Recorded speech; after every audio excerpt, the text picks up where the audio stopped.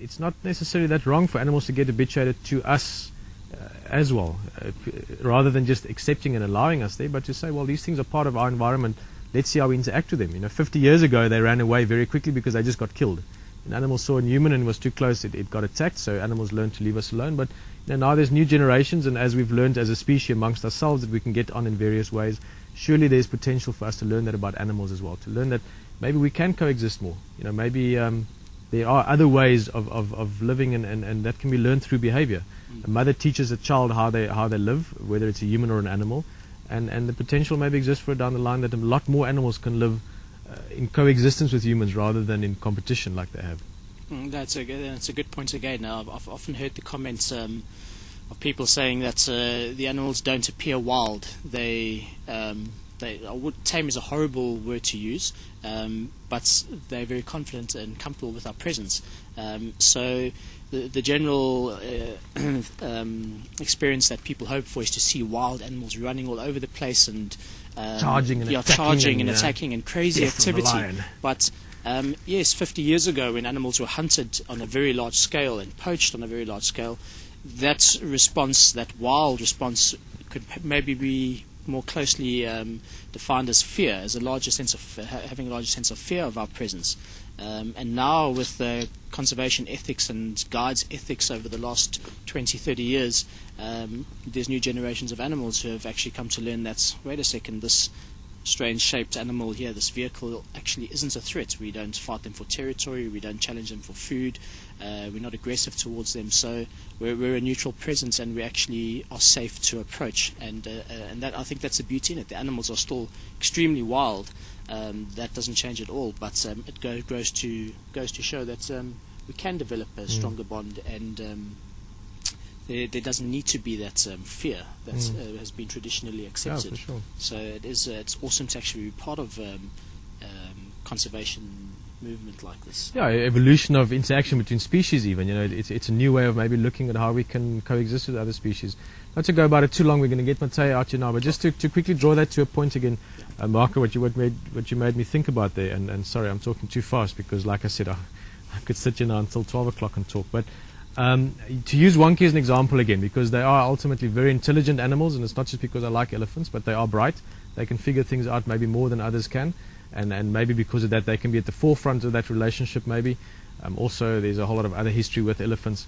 But coming back to how do we as humans habituate to animals is important, because in Wonky's case specifically, he's gotten used to this different vehicle now. It's a little bit different from the other ones, so it's much easier to discern this vehicle from another game drive vehicle as opposed to two different game drive vehicles where you've got different people driving it, different people on the back that might react differently.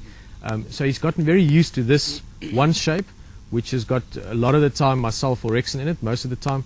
And lately, just because of our times of work, I've been there a lot. So he's gotten used to this vehicle, and then also to the specific voice, which makes a certain sound all the time. I don't know if you've noticed, there's always a specific rumble I make when I approach any of the elephants.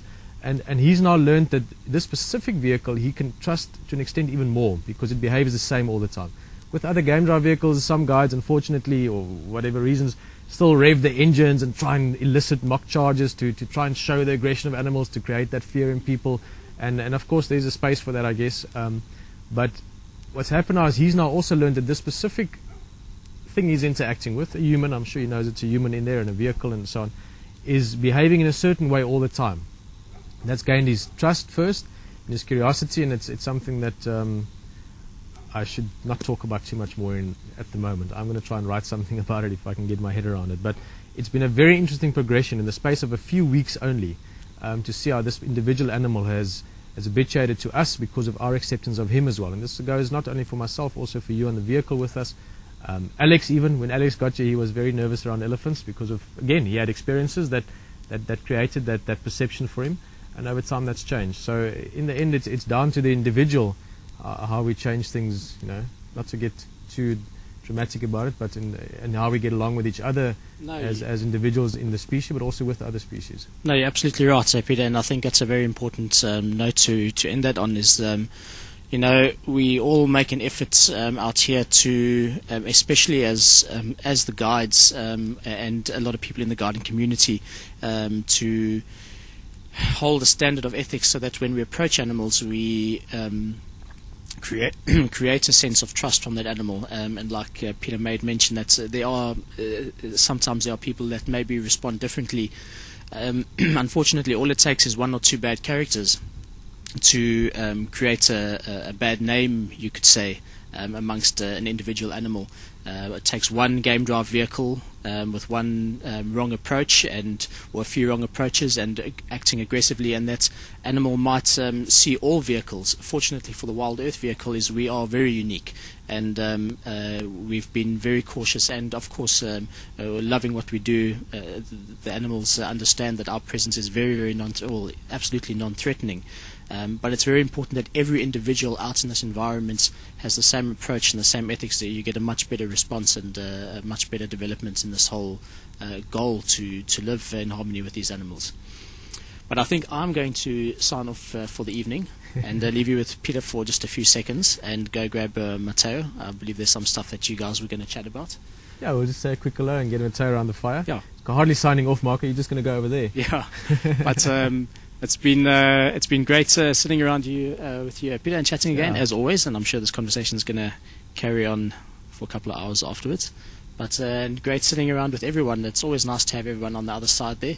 And just from my side, thanks for all the comments during the week and all the messages welcoming me back. It's good to be back with the team. We've got a good 6 weeks ahead now to enjoy ourselves out over here. So yeah, Matteo. There we go. Yeah, thanks, man. Hi, Peter. Good, man. Second time around the fire.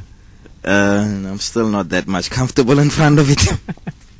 We eventually just forget about the camera and just realize that there's people sitting around and they're interested in what you've got to say. So over to you for now. Yeah, I think for the first time I would like, in the first instance, I'd just like to thank everyone who has been responding to the blog that we did just now. We have huge responses in terms of people writing back and commenting on the blog. I think we have touched a lot of our audiences, and I'm beginning to understand really the type of relationship that we share, which everyone around here, embrace. And I think that's very important. That's why I really want to say thank you to everybody who has been commenting on the blog. Matteo, if I can ask you a question, and please just sort of take it any direction you want to, but what have you learned so far in terms of the relationship between people sitting there watching, not even watching us at the moment, partaking, even though we will have a more direct conversation with us, but what have you learned up to now that you maybe didn't expect when you got here?